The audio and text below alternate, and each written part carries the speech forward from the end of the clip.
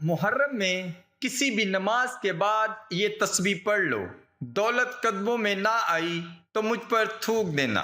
1500 کروڑ ہفتے میں مل جاتے ہیں، سال بعد موقع ملتا ہے، آزما لو ورنہ پچھتاؤ گے۔ بسم اللہ الرحمن الرحیم۔ محترم ناظرین، آج ماہ محرم کے بابرکت دن ایک ایسا عمل بتاؤں گا جس کے کرنے سے اللہ پاک آپ کے رزق میں وسعت اور برکت عطا فرمائیں گے، اور آپ کی ہر قسم کی محتاجی اور تنگ دستی کو اللہ پاک اپنے فضل سے دور فرمائیں گے۔ ناظرین، یہ وظیفہ بہت ہی مجرب اور طاقتور وظیفہ ہے۔ اس وظیفے کو پڑھتے ہی انشاءاللہ آپ لوگوں کے مسائل حل ہو جائیں گے، کیونکہ ناظرین آج کا وظیفہ قرآن پاک کی بہت ہی پیاری آیت اور اللہ پاک کے ناموں کا وظیفہ ہے۔ یہ وظیفہ با جماعت نماز فجر پڑھنے کے دیر ہے، انشاءاللہ ہفتے تک پیسوں کا بندوبست ہو جائے گا۔ اللہ پاک کے حکم سے یہ اتنا طاقتور وظیفہ ہے کہ آپ کے مالی مشکلات کے لیے، رزق کے لیے، کاروباری بندش کے لیے، کاروبار پر بری نظر کے لیے، جاب نہ مل رہی ہو، رزق کے دروازے اگر بند ہو چکے ہوں، رزق کے دروازوں کو کھولنے کے لیے یہ وظیفہ ہمارا بتلائے ہوئے طریقے کے مطابق کر لیں۔ ناظرین، اللہ اس کائنات اور ہر مخلوق کا خالق و مالک ہے۔ اس نے یہ کائنات اپنی ذات کے اظہار اور پہچان کے لیے بنائی، اور اس مقصد کے لیے اس نے انسان کو منتخب فرمایا اور اسے دیگر مخلوقات پر برتری عطا کی، اور اس کے اندر یہ صلاحیت رکھی کہ وہ اللہ کی ذات کا عرفان حاصل کر سکیں۔ اس کائنات کو انسان کے لیے مسخر کر دیا اور بے شمار نعمتیں عطا فرمائیں تاکہ وہ اس سے مستفید ہو اور ہر طرح کی سہولت حاصل کر سکے۔ لیکن انسان جو اس دنیا کی رنگینیوں میں کھو کر اللہ کی ذات کو فراموش کر چکا ہے، وہ اللہ کی نعمتوں کو کیا یاد کرے گا، اور جب یاد نہیں کرے گا تو شکر گزار بھی نہیں ہوگا۔ اسی یاد دہانی کے لیے اللہ تعالیٰ نے سورہ رحمان میں نہ صرف اپنی نعمتوں کا ذکر فرمایا بلکہ انسان کو تنبیہ کرتے ہوئے 31 بار ایک آیت کا تذکرہ فرمایا۔ ارشاد باری تعالیٰ ہے، فَبِأَيِّ آلَاءِ رَبِّكُمَا تُكَذِّبَانِ۔ ترجمہ، بس تم اپنے رب کی کن کن نعمتوں کو جھٹلاؤ گے۔ اس آیت کے بار بار تذکرہ کرنے سے ہی اس بات کا اندازہ کر لینا چاہیے کہ اللہ پاک چاہتا ہے کہ انسان اللہ کی عطا کردہ نعمتوں کا نہ صرف ادراک حاصل کرے بلکہ اس کو فراموش کرتے ہوئے اس کا انکار نہ کرے۔ اس لیے اس آیت میں دو چیزیں بیان کی گئی ہیں، ایک اللہ کی نعمتوں کا تذکرہ اور دوسرا ان کی تکذیب یعنی ان کو جھٹلانا۔ اگر ہم اللہ کی عطا کردہ نعمتوں کو شمار کرنا شروع کر دیں تو یہ ایک ناممکن عمل ہے۔ جس طرح دریا کو کوزے میں بند نہیں کیا جا سکتا، اسی طرح اللہ کی نعمتوں کا شمار بھی ناممکن ہے۔ قرآن پاک میں اللہ پاک خود فرماتا ہے، ترجمہ ہے، اور اگر تم اللہ کی نعمتوں کو شمار کرنا چاہو تو شمار نہ کر سکو گے، بے شک خدا بخشنے والا مہربان ہے۔ اللہ تعالیٰ نے جب آدم کو زمین پر اتارا تو اس کے ساتھ کے لیے حضرت حوا کو بھی بھیجا، اور رہتی دنیا تک نیک مردوں کو صالح بیویاں عطا کی، اور پھر نیک و پاک اولاد۔ یہ سب اللہ کی نعمتیں ہی تو ہیں۔ جانور پیدا کیے اور کھیتیاں اگائیں تاکہ کھا پی سکیں اور لباس تیار کر سکیں، سورج، چاند، ستارے، زمین و آسمان پیدا کیے، پانی اور ہوا پیدا کیے۔ اللہ سبحانہ و تعالیٰ ہی تو ہے جس نے ہمیں دیکھنے اور سننے کی نعمت سے نوازا، عقل، صحت اور مال و دولت اور عیال کی نعمتیں دیں، سورج، آسمان، زمین اور دیگر مخلوقات سے فائدہ حاصل کرنے کے لیے دماغ اور سمجھ بوجھ سے نوازا۔ قرآن پاک میں اللہ نے اپنی عطا کردہ نعمتوں کا ذکر جا بجا فرمایا ہے۔ سورہ بقرہ میں ارشاد باری تعالیٰ ہے، وہی ہے جس نے تمہاری بقا اور تمہارے فائدے کے لیے زمین میں ہر طرح کی چیزیں تخلیق فرمائیں۔ ناظرین، اللہ کے ناموں اور صفات کے حوالے سے توحید کی قرآن و حدیث میں اسماء حسنہ کو پڑھنے، یاد کرنے کی فضیلت بیان کی گئی ہے۔ کسی بھی اچھی چیز کو اپنانا، اسے اپنی زندگی کا حصہ بنانا انسان کے لیے فائدہ ہی فائدہ ہے۔ ان کا بہترین استعمال ہے، ان کے ساتھ تعلق ہے، وہ قرآن ہی نے بتایا ہے کہ ان ناموں کے ذریعے اللہ تعالیٰ کو پکاریں اور اس کی رحمت کو جوش میں لائیں۔ حدیث میں ہمیں پتہ چلتا ہے کہ ان ناموں کا یاد کرنا، ان کو پڑھنا برکت کا سبب ہے، جنت میں داخلے کا سبب ہے۔ حضرت ابو ہریرہ سے روایت ہے کہ رسول اللہ صلی اللہ علیہ وآلہ وسلم نے ارشاد فرمایا کہ اللہ تعالیٰ کے 99 نام ہیں، جس نے ان کو محفوظ کیا، ان کو یاد کیا، ان کی حفاظت کی، وہ جنت میں داخل ہو گیا۔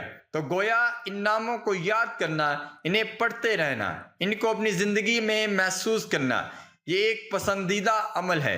جس کے حلال کمانے والے کے لیے اللہ پاک اپنی رحمت کے خزانے کھول دیتا ہے، دنیا میں باعزت رکھتا ہے، آخرت میں بلند درجات سے نوازتا ہے۔ مگر اللہ کو چھوڑ کر مال و دولت کے حصول کا غلام بن جانا سب سے بڑی بدقسمتی ہے، اور یہی سب سے بڑی ذلت ہے۔ اکثر دیکھا گیا ہے کہ ہم رازق کو بھول جاتے ہیں اور روزی کے پیچھے بھاگے جاتے ہیں۔ اگر ہم روزی کو چھوڑ کر رازق کے پیچھے لگ جائیں تو روزی خود بخود آپ کے پیچھے ہوگی۔ رات دیر تک جاگتے رہنا اور صبح کو دیر سے بیدار ہونے کی خراب عادت اب ہماری طرز زندگی کا ایک اہم حصہ بن چکی ہے۔ ہم کبھی یہ جاننے کی زحمت بھی نہیں کرتے کہ بری عادت ہمیں کیا نقصانات پہنچا رہی ہے۔ حضرت خالد بن ولید سے روایت ہے کہ حضور نبی اکرم صلی اللہ علیہ وآلہ وسلم نے حدیبیہ کے مقام پر رات بارش ہونے کے بعد ہمیں صبح کی نماز پڑھائی۔ آپ صلی اللہ علیہ وآلہ وسلم نے سلام پھیرا اور رخ مبارک لوگوں کی طرف کرتے ہوئے فرمایا، تمہیں معلوم ہے کہ اللہ کیا فرما رہا ہے؟ صحابہ کرام نے عرض کی، اللہ اور اس کا رسول ہی بہتر جانتے ہیں۔ آپ صلی اللہ علیہ وآلہ وسلم نے فرمایا، اللہ عز و جل فرماتا ہے کہ میرے بندوں میں سے بعض نے ایمان کی حالت میں صبح کی اور بعض نے کفر کی حالت میں صبح کی۔ جنہوں نے کہا کہ ہم پر اللہ تعالیٰ کے فضل اور اس کی رحمت سے بارش ہوئی، وہ تو میرے مومن ٹھہرے، اور جنہوں نے یہ کہا کہ ہم پر یہ بارش ستاروں کی وجہ سے ہے، وہ کفر کرنے والے اور ستاروں پر ایمان رکھنے والے ہیں۔ وقت کی نزاکت کو مد نظر رکھتے ہوئے وظیفے کی طرف چلتے ہیں۔ ناظرین، اللہ تعالیٰ کی رحمت بہت وسیع ہے، آپ جو بھی مانگتے ہیں اللہ پاک عطا کرتا ہے، بس ہمیں اس عمل کو اچھی طرح کیجئے، انشاءاللہ آپ کو بھی بے پناہ دولت ملے گی۔ اب اس عمل کا طریقہ کار جان لیجئے اور کچھ احتیاط جان لیجئے۔ کیا احتیاط ہیں؟ سب سے پہلے وقت۔ آپ نے اس عمل کو کسی بھی وقت کر سکتے ہیں، آپ بیٹھے ہیں تب بھی کر لیں، آپ لیٹے ہیں تب بھی کر لیں۔ بس المختصر یہ کہ جیسے ہی آپ کو پیسوں کی ضرورت ہو، آپ کو بتاؤں کہ اس وظیفے کو عورتیں خاص ایام میں بھی کر سکتی ہیں، اس میں بھی کوئی پابندی نہیں۔ اس کے علاوہ اگر آپ پہلے کوئی تسبیح کر رہے ہیں یا کوئی وظیفہ کرتے ہیں، اس کے فوراً بعد بھی اس عمل کو کیا جا سکتا ہے، اس میں بھی کوئی پابندی نہیں ہے۔